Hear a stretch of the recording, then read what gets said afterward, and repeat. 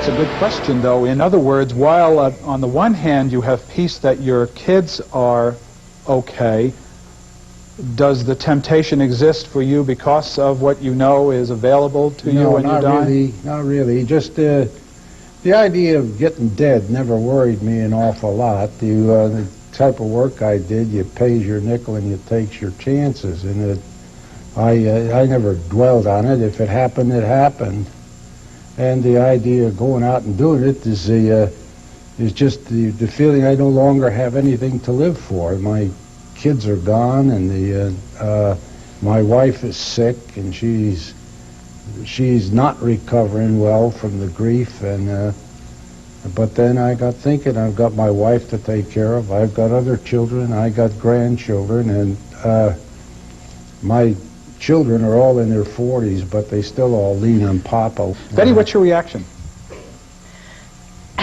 Captain Stewart called me, and I don't often have the opportunity to call people, but there was just something about the message that he left.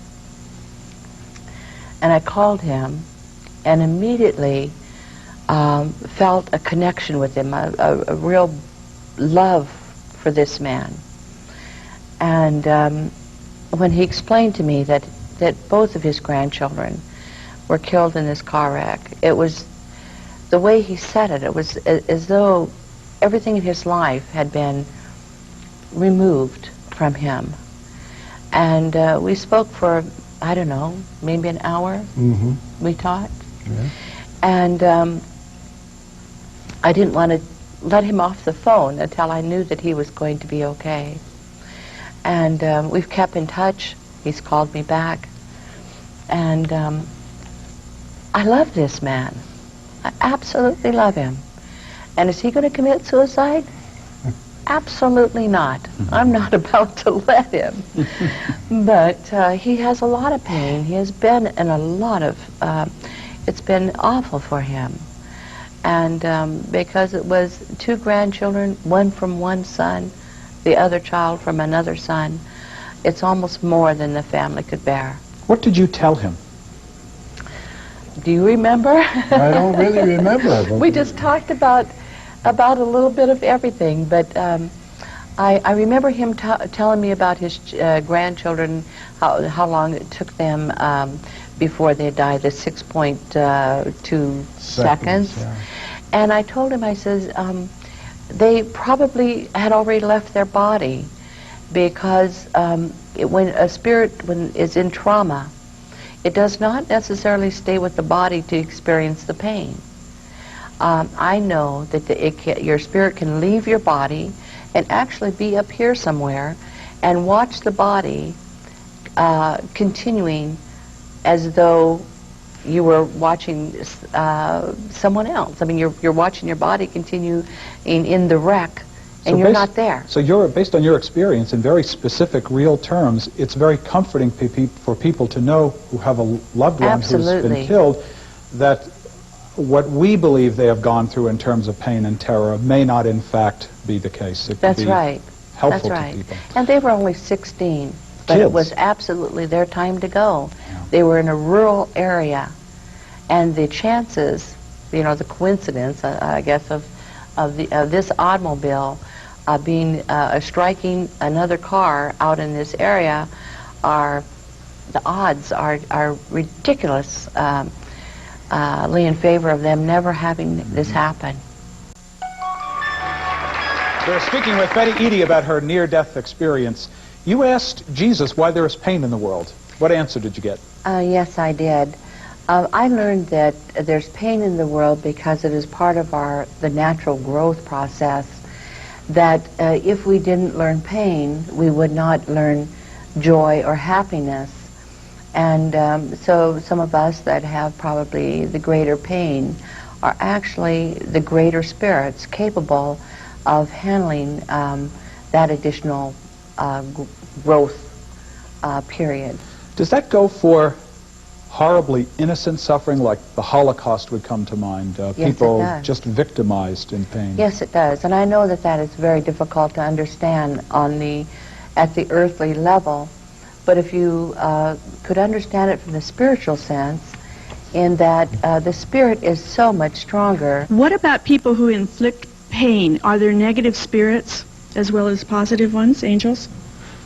Most of the, when you talk about the people that inflict pain, that is basically could be any one of us here in this room. And I learned that these people are just giving back what they have received in life. Often it is even actually genetically coded, some of the trends, I guess, that run through families. Were you a dysfunctional person yourself? Well, you know, no one likes to think that, but yes, I had my problems, and I was a real fighter. I had a very bad temper. I was raised in Indian boarding schools, and we had to fight actually for survival. See, you come across as very, you know, shy, and actually there's almost even some sadness that I feel from you.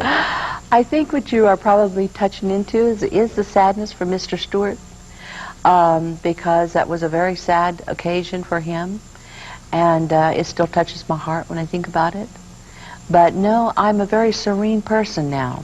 You had the best news any human being could ever have, and in a very vivid and real way. Yes. Are you happy personally? I am not fearful, and that makes me happy because, I mean, what's the worst thing that could happen to a person? You could die, right? I already did that.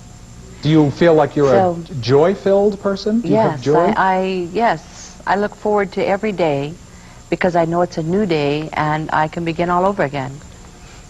Yes, Betty, I want to know, did you ever have any religious encounters like this prior to your death experience? I had a near-death experience actually when I was 4 years old, and it made some impact, I'm sure. But the increased ability for spiritual experiences since my death it absolutely occurs all the time. I want to ask Betty, what did Jesus look like? Yeah, anything like the pictures, Betty? In ways, yes, because they have captured emotion that I could tell that was, you know, a part of him. The love in the eyes, but the color of the hair, no, he was a being of light. But then again, this was in all his glory rather than his earthly body. Yes, in the Bible it talks about people having visions. I'd like to know, do you think it's more like, it could be a dream or a vision as opposed to a near-death experience? Or is a near-death experience a dream or a vision? Well, I think you would have to experience all of these things to know the difference. And I'm an avid dreamer. I love to dream. I dream in color. I dream in black and white. I always have. And I have hallucinated before after a death of one of my daughters. I hemorrhaged then, and I hallucinated. So I know what dreaming and what hallucination is. What I experienced was actually heightened awareness. And so, no, I wasn't dreaming. I did not hallucinate. When you were talking to Jesus in the light, did you feel you had a choice, or do you feel you were sent back to this side to spread the word of love to people like us and to people like the captain? I didn't want to come back because of his tremendous love for me. It was very difficult. I actually told him I was not going to come back.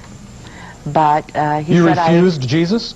I know, but he's a loving person, and yes, I did. I threw myself down and I said, I'm through with earth, and no one here is going to make me go back. Remember, I carried forth that fighting spirit that I had.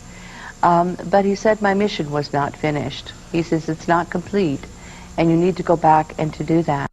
Best-selling author Betty Eadie and her riveting account. Our purpose for being here on this earth is to learn to love. Embraced by the Light, today. Betty Eadie, author of the best-selling book, Embraced by the Light. Eddie, you said that when your spirit left your body, you could look down and see your body. What did your spirit look like?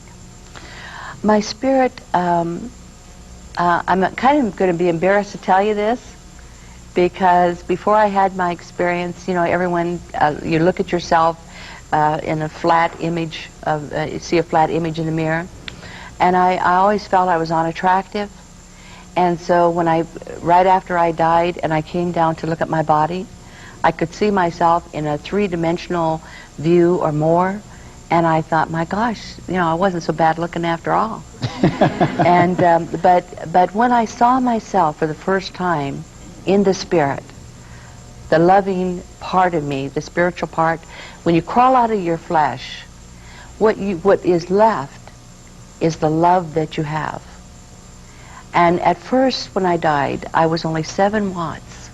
And then, as I was in the love of Christ, I expanded in his love, and then I became a beautiful being of light. So in very real terms, So or it in was beautiful, yeah. therapist terms, you had a change in your self-esteem as a result of this experience. Not just self-esteem, because that is definitely a part of it. It wasn't just self-esteem, but I lost my judgmental attitude. Changed your whole way of living your life. It changed my whole religious belief system as well. What is your mission? What were you told your mission I don't was? know. We all have missions. We're all not to know what they are, because I was told that if I knew what my mission was, I would hurry up, rush out, and complete it so that I could get back. Now, I'm a minister myself, and so it's not a big leap for me to believe and to be touched by your story. What do you say to people who do not have religious or spiritual experience or faith? What do you say to them? Well, Will, I receive thousands of letters from my readers, and many of these readers never had a belief in God or any religious belief at all. They never felt that they had purpose in life, and they are absolutely in wonderment, I guess you might call it, after reading the book, because your spirit always knows the truth. It is always tapped in to some degree to this pure knowledge that I mentioned in the book.